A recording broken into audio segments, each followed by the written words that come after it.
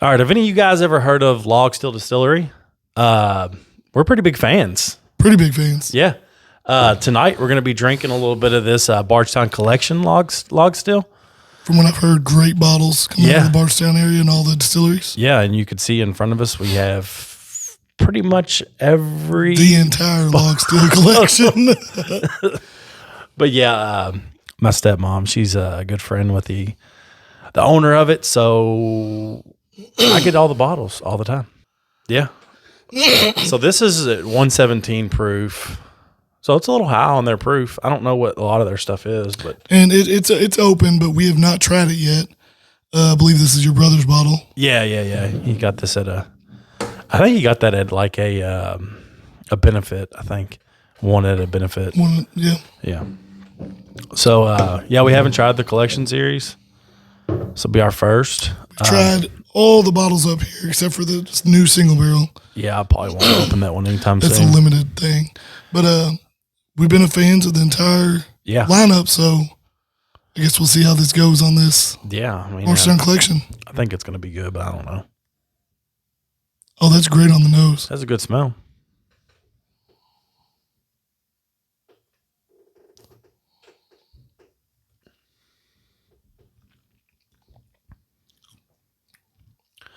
That is hot. That is pretty hot. Very spicy. What was the proof on that again? 117. 117. Oh, I'm catching right there at the end, like cinnamon. Yes, like a toasted cinnamon. Yeah. That was very good at the end of that. It really caught me out of nowhere because it was like kind of fruity up front. Yeah. Got a little bit of caramel, got the oak, and then I thought that was done. Yeah, and then out of nowhere, that toasted cinnamon was at the end. Yeah, that's pretty good. It's really good. Now we've, like we were saying earlier, we've tried a lot of this other stuff. I'm a big fan of all of his Tennessee whiskey stuff. It's pretty good. Oh, the stuff before he got down here and or the two Tennessee whiskeys that we got out here. We got a 4-year and an 8-year. Yeah, and so I think the one on the far end is a wheated. Yeah, that's the wheated one. What's the proof on that wheated one? The wheated proof is 94, so it's a low wheat proof. So it's a low wheat, yeah. Then you got just the standard regular. That's the District 1. The District 1. Then we got the Rattle Snap Tennessee straight whiskey, and that's coming in at 94 proof. That's the 4. Then we got the new. Yeah, that's the District 2. This is the new one, the District 2. Or it's 5th District Series 2. Series 1, Series 2. So they're out of the Series 1 juice, from what I've heard. So you can't get no more? You can't get the Series 1. That's sad because that was good juice. I'm hoping the second one follows up with being just as good as the first was. And on the side, I'm just now noticing it says toasted barrel finish. Ooh, is it really? I literally just caught it as I was sitting here. It is toasted barrel finish.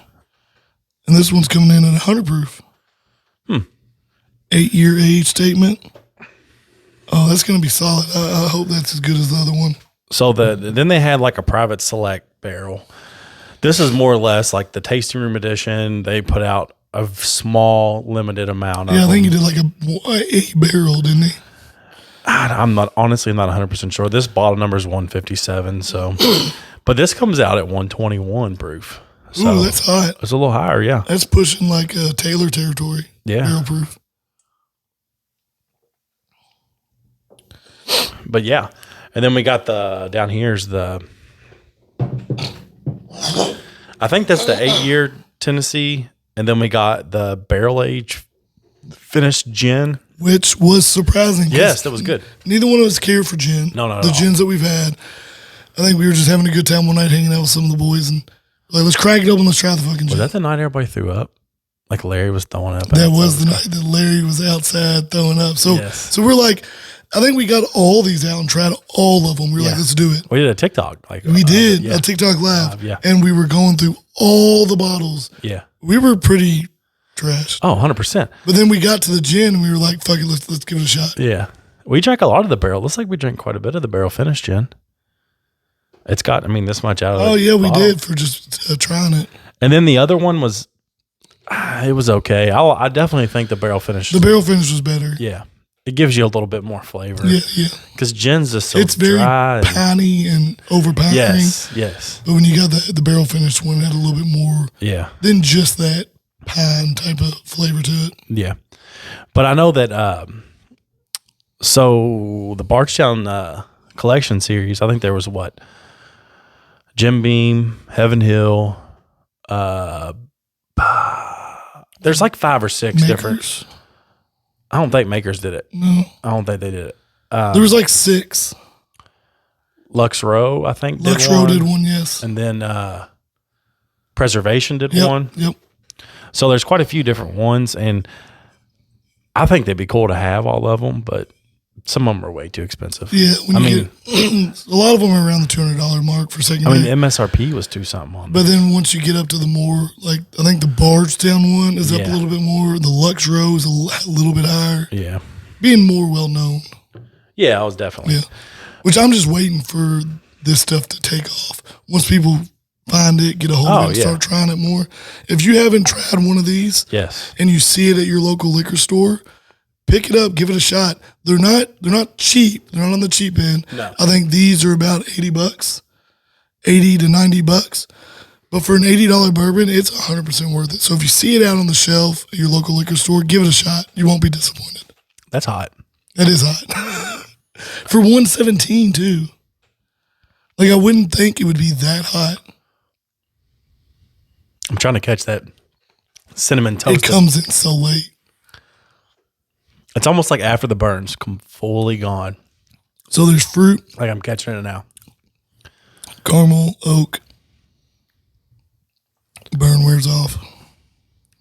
I like it. I like it a lot. And then cinnamon. Yeah, for me not being a big high proof person. Yeah, because but that's not like crazy high proof. But it tastes crazy high proof. No, it does, 100%.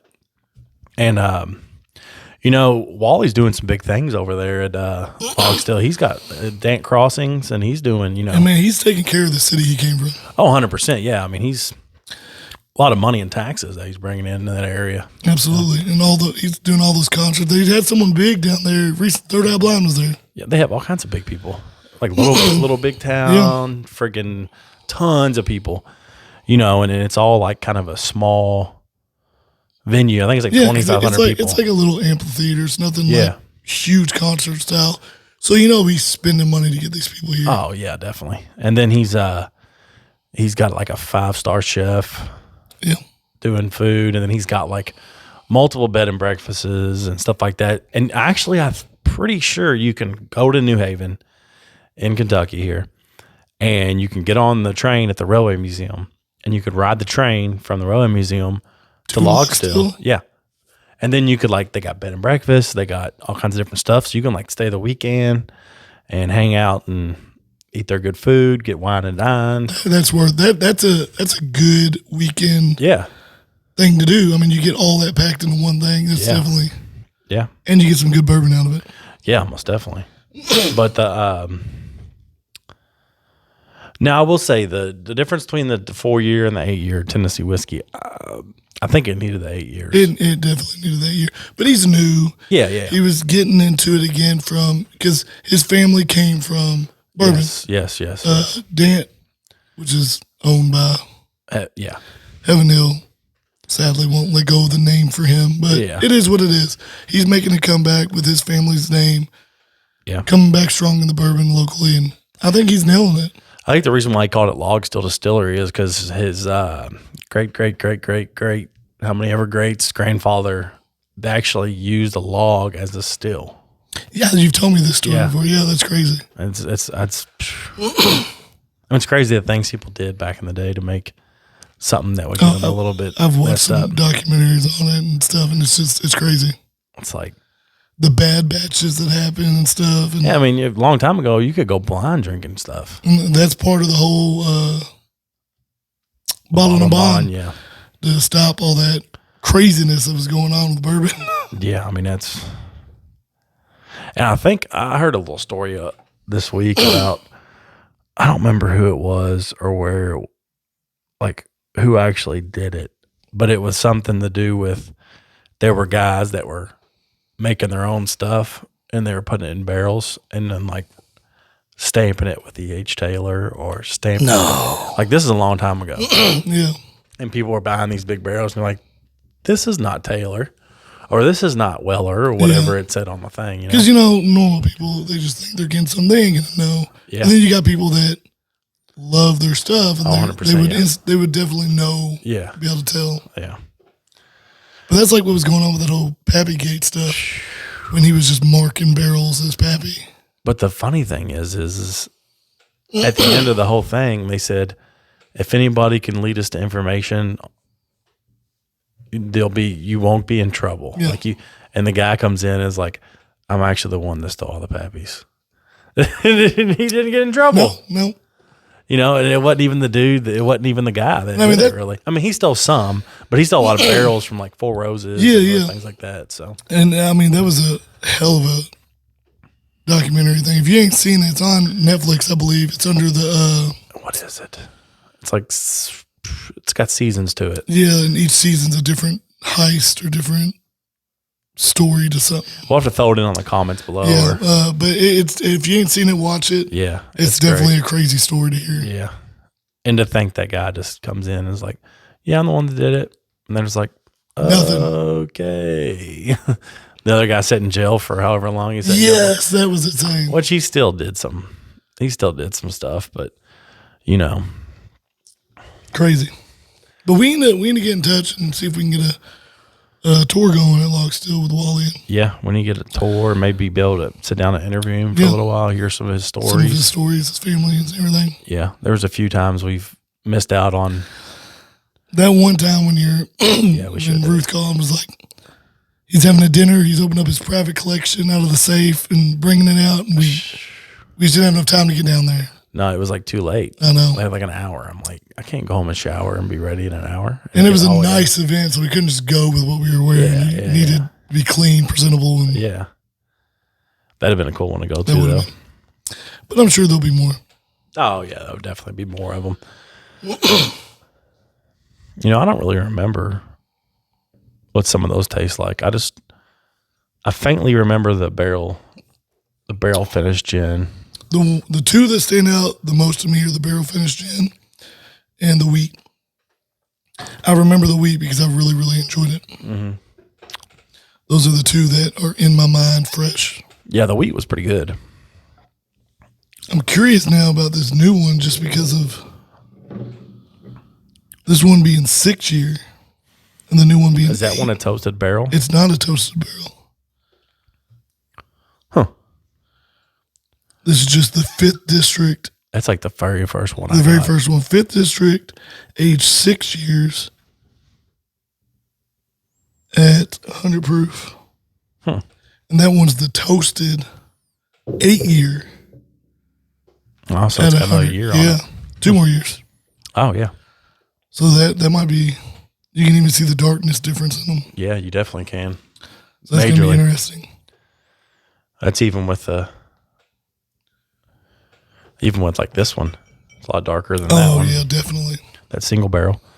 I don't know exactly what's. And I would love to experience a single barrel, so we're definitely going to have to set something up to go down there since we know that's at the bar.